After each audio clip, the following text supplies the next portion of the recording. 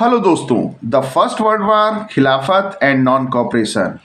पहला विश्व युद्ध, खिलाफत और असहयोग। In the year after 1919, we see national movement spreading to new areas, incorporating new social groups and developing new modes of struggle. 1919 के साल के बाद हमने देखा कि राष्ट्रीय आंदोलन नए क्षेत्रों में फैल रहा था और जिसमें नए सामाजिक समूह में नए नए तरीके से ये संघर्ष का रूप ले रहा था। How do we understand these developments, और कैसे हम इन विकास को समझेंगे। What implication did they have, और उनके क्या प्रभाव थे। First of all, the war created a new economic and political situation. सबसे पहले जो युद्ध था वो नए आर्थिक और राजनीतिक परिस्थितियां लेकर आया। It led to a huge increase in defence expenditure which has financed by war, loans and increasing taxes. Custom duties were raised and income tax introduced.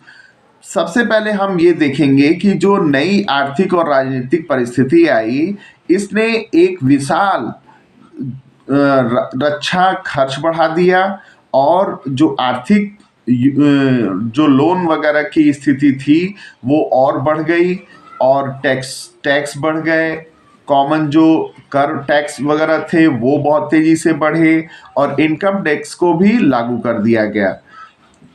तो the war years prices increased, doubling between 1913 and 1918, leading to extreme hardship for the common people. और ये जो युद्ध थे इससे दामों में बहुत ज़बरदस्त वृद्धि हुई 1913 से 1918 के बीच में, और इससे बहुत ज़्यादा कठिनाई आम लोगों को जीवन में होने लगी। Villages were called upon two supply soldiers and the forced recruitment in rural areas cause wide spread anger. और जो गांव थे, गांव में ज़्यादा से ज़्यादा अनाज सप्लाई के लिए बात कही गई, उनको ज़्यादा से ज़्यादा सोल्जर देने की बात कही गई, ज़बरदस्ती सिपाहियों की भर्ती की गई, जिससे कि देहातों में और क्रोध की अग्नि जल पड़ी। Then in 1918 to 19 and 1920 to 21 crops failed in many parts of India. और उसी बीच 1918-19 से लेके 1920-21 में फसलें बहुत से क्षेत्रों में भारत के खराब हो गई, resulting in acute shortage of food, जिसका कि परिणाम ये हुआ कि भारी मात्रा में भोजन की कमी हुई। This was accompanied by an influenza epidemic, और इसी के साथ एक इन्फ्लुएंजा महामारी भी आई। According to the census 1921, 12 to 13 million people perished as a result of famines and epidemic. 1921 में के जनगणना के अनुसार 120 लाख से लेके 130 लाख लोग सिर्फ इन अकाल और महामारी से नष्ट हो गए। People hoped that their hardship would end after the war was over, but that did not happen. लोग ये सोच रहे थे कि जब ये युद्ध समाप्त हो जाएगा तो उनकी सारी कठिनाइयां दूर हो जाएंगी, लेकिन ऐसा कुछ हुआ नहीं। At this stage a new leader appeared and suggested a new mode of struggle. तो ऐसी परिस्थितियों में हमारे नए नेता दिखे और उन्होंने युद्ध का या संघर्ष का एक नया तरीका बताया। द आइडिया ऑफ सत्याग्रह, सत्याग्रह का विचार। Mahatma Gandhi return to India in January 1915। Mahatma Gandhi भारत लौट आए 1915 में। As you know, he had come from South Africa where he had successfully fought.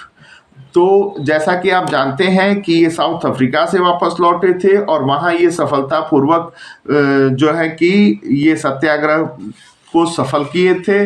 The resist regime with novel method of mass agitation, और वहाँ की जो नस्लवाद सरकार थी या शासन था उसको अपने नए तरीके से हड़ताल के माध्यम से उसको सफल किए। विच ही कॉल्ड सत्याग्रह, जिसे वो सत्याग्रह कहते थे। The idea of satyagraha emphasise the power of truth and need of to search for truth.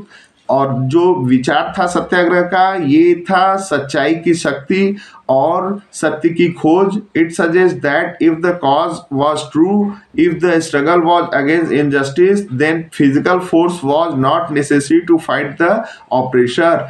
तो ये हमें ये सुझाव देता है कि अगर हम सच्चाई पर हैं और हमारा संघर्ष अन्याय के खिलाफ है और तो उसके लिए हमें शारीरिक शक्ति की जरूरत नहीं है जो हमारा दमनकारी है. Without seeking vengeance for being aggressive, a satyagrahi could win the battle through non violence. और बिना बदला लिए, बिना आक्रामक हुए एक सत्याग्रही अपने युद्ध को अहिंसा से जीत सकता है. This could be done by appealing to the conscience of the oppressor people, including the oppressor, how to be persuaded to see the truth instead of being forced to accept truth through the use of violence.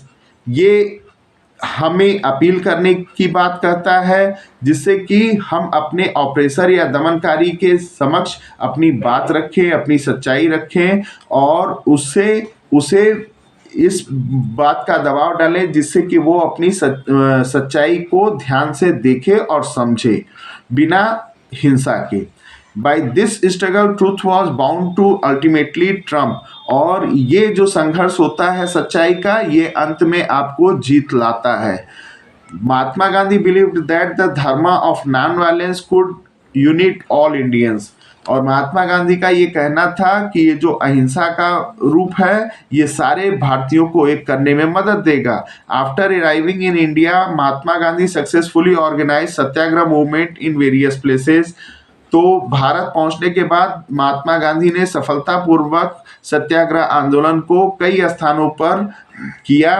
In 1917 he travelled to Champaran in Bihar to inspire the peasant to struggle against the oppressive plantation system. वो बिहार के चंपारण पहुंचे, वहाँ के लोगों को उत्साहित करने के लिए, प्रेरित करने के लिए वहाँ के किसानों को कि वो संघर्ष करें दमनकारी नीतियों के प्रति जो उन्हें प्लांटेशन सिस्टम के लिए जबरदस्ती कर रहा है. Then in 1917 he organise a satyagraha to support peasant of Kheda district of Gujarat. और 1917 में उन्होंने संगठित किया सत्याग्रह को खेड़ा के किसानों के लिए जो कि गुजरात में थे. Affected to crop failure and a plague epidemic, the peasant of Kheda could not pay the revenue and were demanding that revenue of collection be relaxed.